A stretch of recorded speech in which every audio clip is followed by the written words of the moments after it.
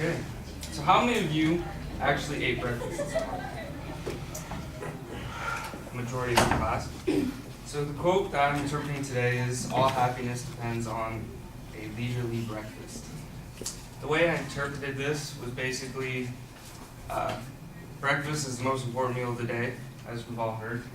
Breakfast is very important, and I'm going to outline 3 reasons why it's so important. First is because food is energy. Without breakfast, you wouldn't have energy throughout the day. You'd feel really groggy. I know yesterday I didn't eat breakfast, and I couldn't stay awake in class. I just had a really crappy day, and it wasn't fun. So you need to make sure that you eat. Second is food will keep you happy.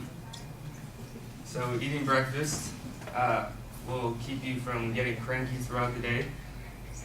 I know, just like I said, that yesterday I didn't eat breakfast. I was in a really crappy mood yesterday because I didn't eat. So other people feel the wrath of that. And especially people with like hypoglycemia. It's important to eat breakfast because if the blood sugar gets too low, then, bad stuff. The last reason is because eating breakfast will keep you healthy. Because if you don't eat breakfast in the morning, you'll be a lot hungrier throughout the day, and you'll eventually probably overindulge around lunchtime. I do that quite often. And usually when you overindulge on crap, such as sweets and cookies. It's not good. You gotta eat healthy. So, like I said, I outlined the 3 important facts of why it's important to eat breakfast, which are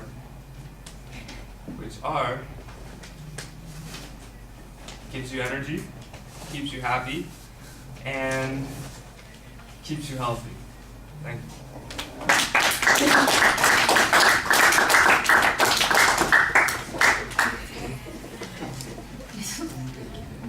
I'm gonna have a lot better out there.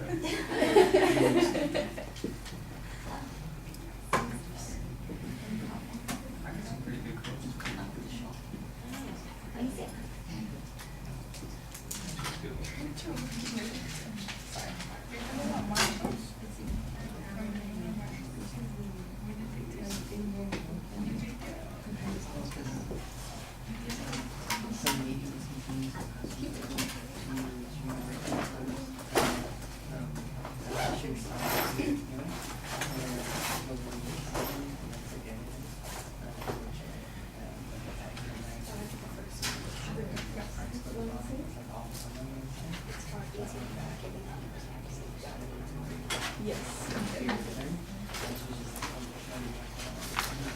All right, well, the audience survey was an okay attention device in this context, and I thought you did a nice transition to the quote itself. You're taking it very literally, which is okay. That's fine if you think that's going to give you what you need to talk about. I do think that you do sound a little trapped in the structure that you came up with for yourself. That you can't get out of those examples. You don't, and you run out of stuff to say on some of those points. They're good points to make, but you've got to find something more to talk about on them, and that's what you set up for yourself, so you get a little bit stuck. I was listening to you talk about how you hadn't eaten yesterday and you had a crappy day, and I'm going, okay, well, what was so crappy about your day, and how do you know that it was related to the food? You had the one example about being sleepy, and that was it. And it sounded to me like there might have been something else that you were taking it out on other people. Well, tell us about how you snapped at your friends, or how you got in trouble at work with a customer because you were short-tempered with them, and you know it's exactly because,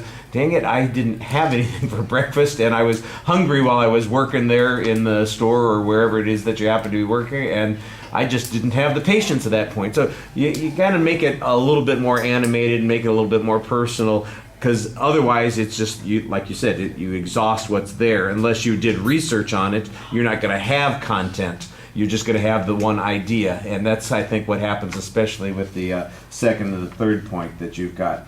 The delivery issues, your voice is pretty effective. It's paced pretty well.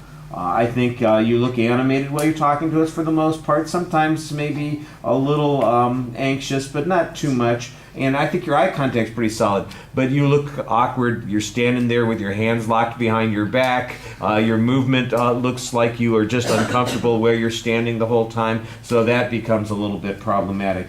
At the end, I think that you don't really leave much room in the speech for yourself to become a part of what you're talking about, and the audience doesn't really get much chance to react to what you're discussing, and you don't get a chance to feed off of the audience as a consequence.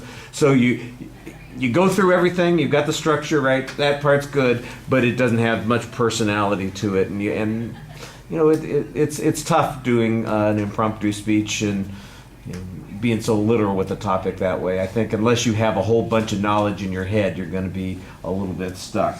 All right, thank you.